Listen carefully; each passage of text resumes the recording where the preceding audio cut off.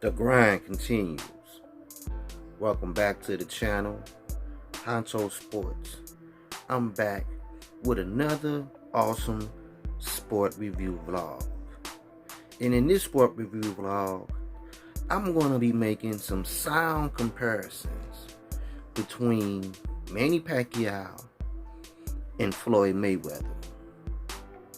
If you're new to this channel, hit that notification bell and subscribe to this channel for more content like this and more. Honcho Sports, this is a sports channel. Here are my comparisons. The difference between Manny Pacquiao and Floyd Mayweather goes as follows. Manny is a fighter. Floyd is a boxer. Manny is entertaining inside the ring.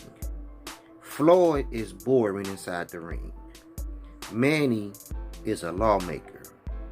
Floyd is a lawbreaker.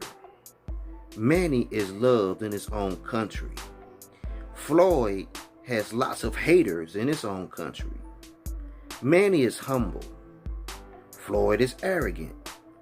Manny never retired in his whole career and fought anybody in his path, win or lose.